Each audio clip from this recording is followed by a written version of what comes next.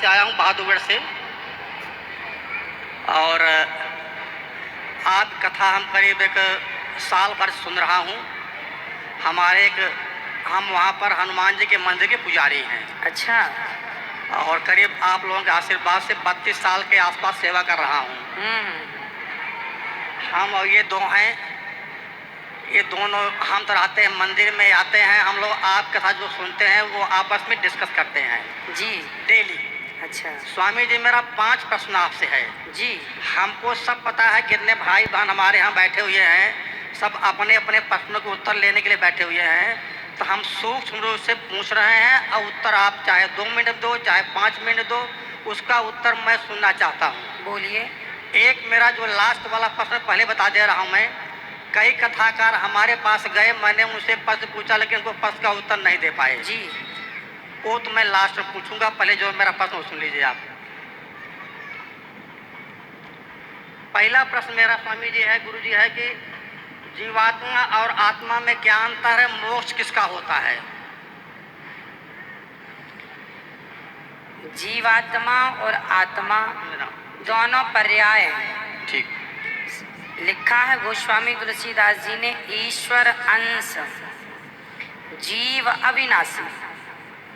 तो यहाँ गोस्वामी तुलसीदास जी ने आत्मा को जीव अविनाशी, जीवात्मा कहा है। जीव और आत्मा ये दोनों एक ही हैं, दो नहीं हैं, पर्यायवाची हैं। चाहे जीव कह लीजिए, चाहे जीवात्मा कह लीजिए। ठीक जी। मोक्ष किसका होता है? मोक्ष जो होता है, मोक्ष का अधिकारी है मन। माया मरी न मन मरा, मर मर गया शरीर, आशा तृष्णा ना मरी, कह गए दास कबीर। तो जो हमारा मन है वही मोक्ष का अधिकारी है, क्योंकि आत्मा तो मोक्ष से और जन्म मृत्यु सबसे परे है। तो जो मन है, कहते हैं ना, सब मर गया, शरीर बूढ़ा हो गया, मन बुढ़ा नहीं हुआ। ठीक। तो मन को ही सारा सुख दुख मिलना है। ठीक। स्वामी, दूसरा प्रश्न मेरा है, मरने के बाद अपने कर्मानुसार, जैसा आप बता चुके हैं, जीव अन्य योनियों में चला जाता है। ठीक है।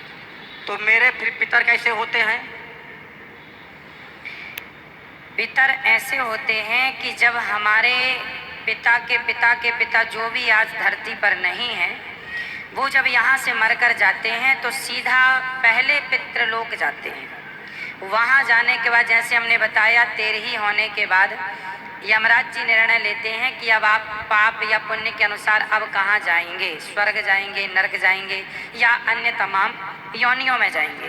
तो कुछ लोग तो अपने कर्मों के बस किसी भी योनि में चले गए। माना कि हमारे दादाजी परदादा जो भी हैं, कोई शेर बन गया, शेर कर्मों के अनुसार।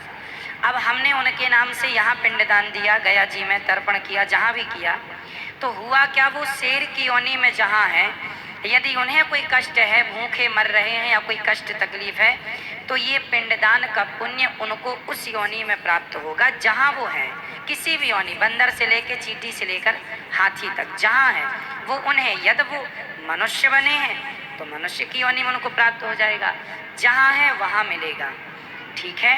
परंतु कुछ लोग ऐसे होते हैं, ट्रेन लेट होने से हमें स्टेशनों में एक वेटिंग रूम बनाया जाता है, वेटिंग हॉल बनाया जाता है, जहाँ ट्रेन लेट हो गई तो आप वेट कर सकते हैं। उसी प्रकार किसी व्यक्ति, हमारे पिता के पिता, किसी के पाप पुण्य का कोई निर्णय किसी कारण ना हो पाए तो वो पितृलोक में होते हैं, और हम यहाँ से यदि उनके लिए कुछ करते हैं तो उनका उद्धार हो जाता है। जैसे कुछ दिनों के लिए ईश्वर ने ये विधान भी रखा है, नचिकेता को ये बात यमराज जी ने बताई है। नचिकेता के संवाद में ये सब कुछ स्पष्ट है।